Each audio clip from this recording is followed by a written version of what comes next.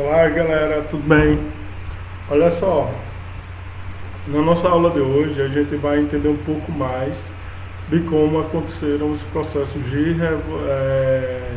ajustes maiores, vamos dizer assim, né, revoluções dentro da Inglaterra que vai anteceder uma outra revolução principal para a compreensão do mundo contemporâneo, né? E principalmente para o desenvolvimento da Idade Moderna, que vai ser a Revolução Industrial. Mas antes da Revolução Industrial, a gente estava vendo que a Inglaterra vai se desenhando como uma grande potência, não só econômica, mas política e naval. Aí você vai ter aí durante o século XVI, né? E 17, toda uma estruturação na política em torno do absolutismo, na figura absolutista da Rainha Elizabeth e do Carlos I, que depois eles vão, né, estar alinhados a disputas religiosas dentro destes governos, dentro dos parlamentos, dentro da sociedade civil, que vai dar,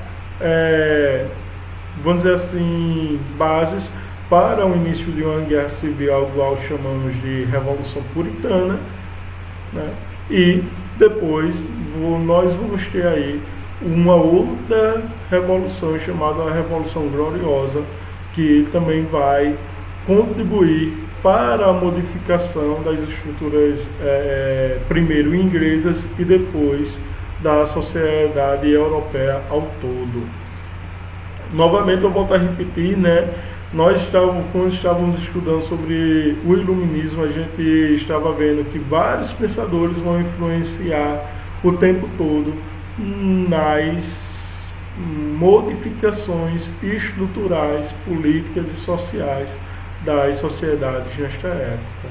Então a gente começa a adentrar neste campo, né, das revoluções que começam a acontecer não só na Europa, mas em várias partes do mundo, sendo até mesmo, né, aí criando aberturas para as possibilidades de processo de independência das colônias espanholas e depois portuguesas já no século XIX, no caso do Brasil.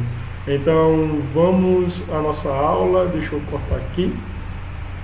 Isso, olha só, na aula passada a gente estava vendo sobre a Inglaterra do século XVI e XVII, né? A gente havia parado na Revolução Puritana, ou seja, na Guerra Civil, e nós vamos adentrar um pouco mais nas vísceras dessa Guerra Civil.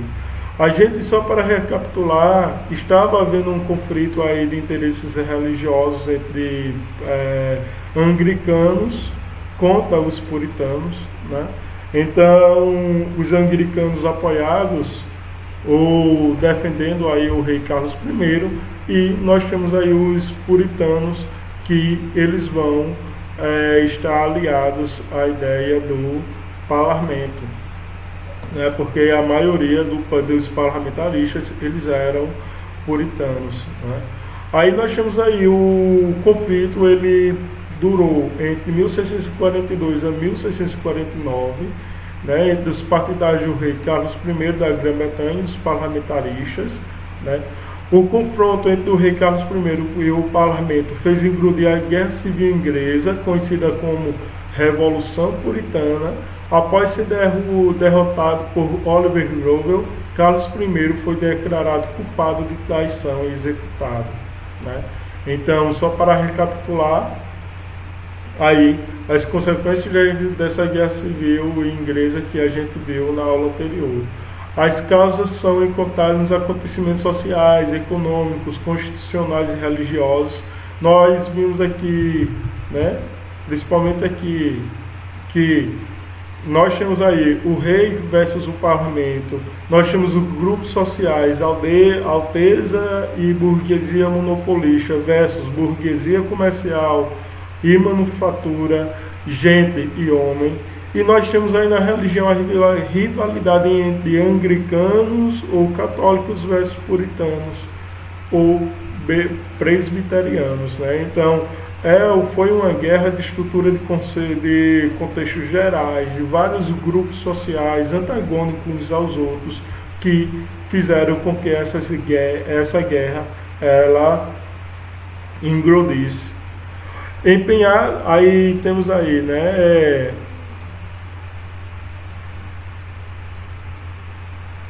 As causas são encontradas em acontecimentos sociais, econômicos, institucionais e religiosos de todo um século ou mais, e sobretudo nas questões de soberania do Estado inglês e no puritanismo na Igreja.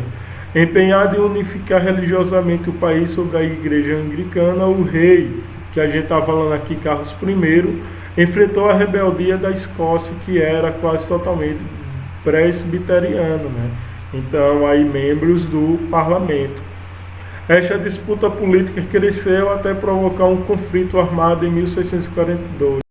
O rei controlava o noroeste do país, enquanto o sudeste, incluindo Londres, encontrava-se sob o domínio do parlamento. Aí nós vamos adentrar aí a característica da guerra civil inglesa, né? Ou seja, da Revolução Puritana. Em 1643, Oliver Cromwell, com seu regimento de cavalaria, derrotou os monarquistas na crucial batalha de Marston Moor. Né? Aí vai representar uma derrota muito forte para o rei Carlos I, né? que destruiu, aí no ano seguinte, destruiu as forças monarquistas na batalha de Naseb. A primeira etapa da guerra terminou em maio de 1646, com a rendição e a prisão do monarca. Em 1647, Cromwell dominava o parlamento. Né? Então, essas duas guerras foram importantes para que Carlos I ele fosse preso, né, levado até a prisão, e Cromwell ele assumisse. Depois a gente vai ver um pouco mais de quem foi Oliver Cromwell, né? Qual foi o papel dele dentro disso aí tudo. Mas a gente tem aí essas duas batalhas decisivas para a Guerra Civil, que ela começa a modelar, a remodelar, na verdade, aí os desígnios ou os caminhos da política inglesa. O rei rejeitou as condições que se punham para sua volta ao poder, né? Entre essas voltas entre essas condições estava maior poder para o parlamento, estava aí a liberdade até mesmo de crença para outros indivíduos, já que o rei queria que todos os indivíduos se tornassem anglicanos. Aí tem a ideia de que cada um, né, cada um dos indivíduos eles sigam as suas próprias religiões, ou acredite no quem quiser, e o rei ele não vai concordar com tudo isso. Né? Conseguindo escapar da prisão, chegou a um compromisso com Vannetti, com os escoceses, cuja proposta para a restituição do trono seria o reconhecimento do presbiterianismo como religião oficial de ambos os reinos. Então a gente tem aí a fuga de Carlos I, e ele vai tentar aliados e condições para voltar ao poder, né? Mas esta foi a razão para o início da segunda fase da guerra em 1648. Então, a guerra, que antes ela tinha sido interrompida com a prisão do monarca, ela volta a acontecer depois que ele vai em busca dos escoceses para oferecer uma proposta, né, para voltar ao trono. Aí, retomado o controle, o exército começa a expulsão dos presbiterianos do parlamento, né? Dominado o parlamento Rabadilha, que criou uma comissão para o julgamento do rei. E quem é que está por trás desse julgamento? Oliver Cromwell, né? E Cromwell, ele vai estruturar a ideia de que era necessário o rei ser julgado, porque o rei, né, ele está traindo os anglicanos, principalmente, porque ele já tinha a ideia agora de dar maior poder à igreja presbiteriana, ou seja, aos puritanos, dentro aí da sociedade inglesa. Declarado culpado por traição, Carlos I foi decapitado em 1649. O parlamento Rabadilha aboliu a monarquia e a Câmara dos Lordes, tornando a Inglaterra uma república. situação que perduraria até o retorno de Carlos II do exílio em 1660, né? Então a gente tem só os principais pontos dessa guerra, que é imensa. A gente vai ter aí Christopher Hill, que vai trabalhar com a Bíblia inglesa, né? Que ele vem trazendo aí principalmente as vísceras, expondo aí as vísceras dessa guerra tão importante e tão, vamos dizer assim, desafiadora para a Inglaterra durante o século XVII, né? Aí nós temos aí quem foi o Oliver Cromwell, né? Cromwell. Porque esse cara ele vai ter tanto poder ao ponto de julgar um rei? Aí ele nasceu em 25 de abril de 1599, né? Ele é de uma grande família influente, nobre, tanto que ele vai passar aí alguns anos da sua vida sobrevivendo de pensão, né, que a nobreza recebia da coroa, por ser nobre. Aí depois ele tenta sair da Inglaterra, né? Mas antes de sair ele tentou enveredar aí nos caminhos da política e conseguiu chegar ao parlamento, né? Então, quando tinha aproximadamente 30 anos, ele se torna puritano, ele se converte ao protestantismo e ele tenta uma vaga no parlamento que consegue, né? Ele, vamos dizer assim, iniciar sua carreira política, né? E pouco a pouco foi firmando sua reputação em paralelo com a degeneração da relação entre o parlamento e o rei Carlos I. Então ele percebeu, né, que o parlamento tinha conflitos bem interessantes em relação à coroa quando se tratava de assuntos religiosos. Então as ideias de Oliver Cromwell vai começar a ganhar campo dentro do parlamento, porque ele vai começar a combater o rei neste sentido, né?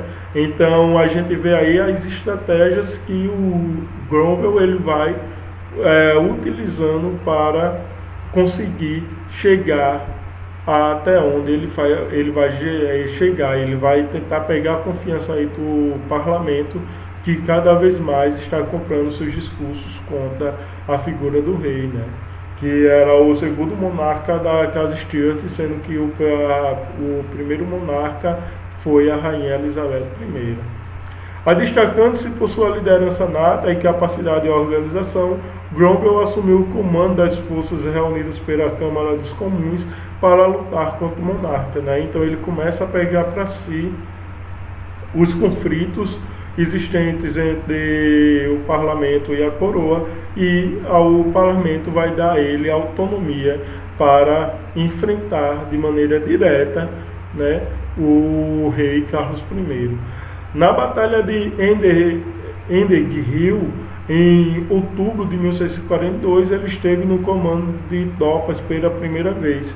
Outra batalha importante deste período seria a de Marston Moor, em julho de 1644, que marcou a primeira derrota significativa das forças realistas e deu ao parlamento o controle do norte inglês, né? Então, olha só, ele vai tomar para si a responsabilidade de reconquistar a Inglaterra para o parlamento, vamos dizer assim, né? Nessas expressões. Então, ele vai cada vez mais ganhando a confiança do parlamento, vai se mostrando um líder, né? Onde pode guiar o parlamento a caminhos bem frutíferos, assim os parlamentaristas acreditavam. Em meio a uma liderança política controversa na Câmara dos Comuns, Cromwell lutou nas batalhas de Nasib e Langport no verão de 1645, quando os dois últimos exércitos de Carlos I foram destruídos. Uma série de derrotas seguiu até que em abril de 1646 o rei se entregou ao exército escocês. Depois de meses de negociação, ele seria entregue à Inglaterra, né? Após vários anos em prisão domiciliar, Carlos I foi condenado à morte por um parlamento, em grande parte puritano, após manobras por parte de Cromwell, e decapitado. Então, Growell ele vai ter o papel muito importante na morte do rei. E é interessante, deixa eu voltar aqui para vocês, que eu estava falando na aula passada, principalmente quando a gente estava nas aulas presenciais, que há uma ideia de quebra de símbolos para o que você possa ter uma mudança significativa nas estruturas sociais e nas relações de poder.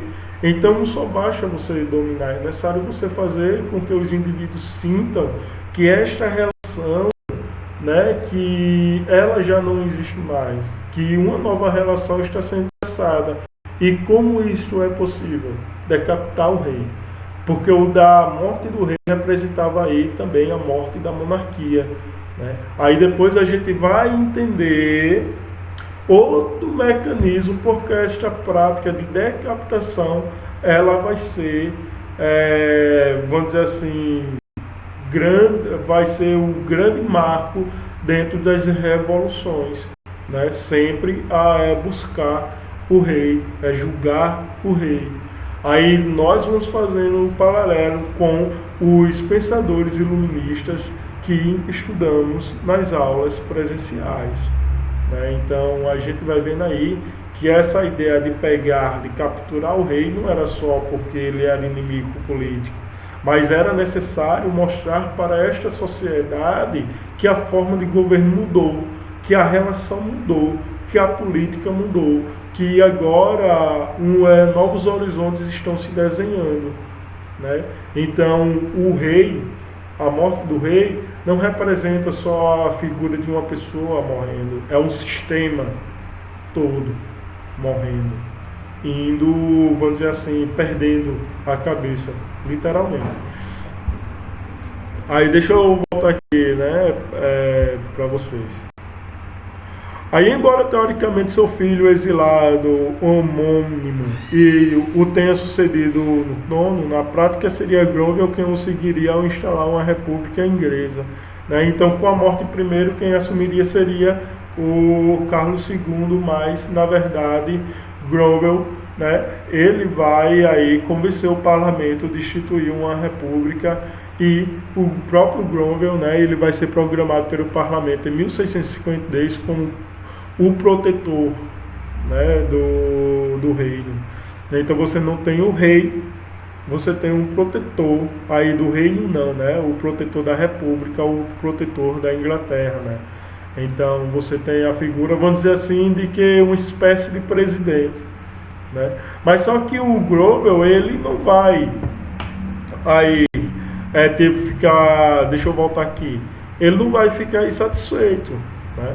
Ele vai fazer as suas medidas, ele vai começar a governar e vai se aproveitar de vários momentos para ir cada vez mais diminuindo o poder do Congresso e ampliando o seu poder, até o ponto que o seu poder chega a ser vitalício, né, para o resto da vida, e ele passa a ser hereditário.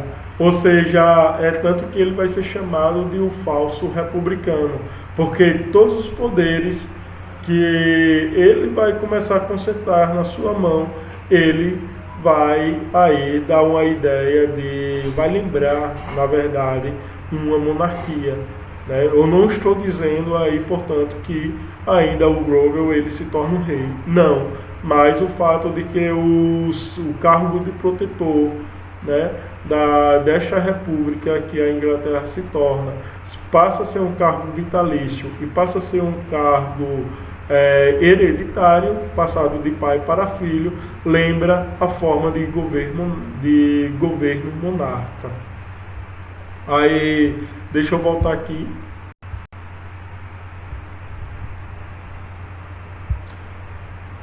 Aí é bem interessante, né, que depois de 5 anos de um governo autoritário, Oliver Cromwell faleceria de malária, deixando o centro político da Inglaterra vago e abrindo espaço para a restauração da Casa Stuart. É bem interessante mostrar que aqui alguns livros trazem que o Oliver Cromwell faleceu realmente dessa doença de malária, mas já tem outros estudos que dizem que possivelmente ele foi envenenado porque o parlamento estava insatisfeito com o poder dele. Então, uma controvérsia sobre a morte de Grover, né? E era comum dentro destes, vamos dizer assim, nesta época, as pessoas envenenarem os líderes políticos para assumir o trono. Você vai ver, se aí formos estudar mais acentuadamente, cada governo ali, principalmente da Europa entre o século XIII ao século, vamos dizer assim, XV, XVI, onde os poderes absolutistas, eles são, né, hereditários e estão todos segurados nele, você vai ver a própria família, pai envenenando filho, mãe envenenando filho para assumir, filho envenenando pai e assim por diante. Então a representação do poder absolutista, aliás, a ideia de um poder absolutista, de uma monarquia, ele vai para esses órgãos. Mas só que no caso de Grover, ele deixa o parlamento satisfeito, né, e tem essa controvérsia em torno da sua morte, sendo que ele pode, alguns estudos dizem que há a possibilidade dele ter sido envenenado. Aí nós temos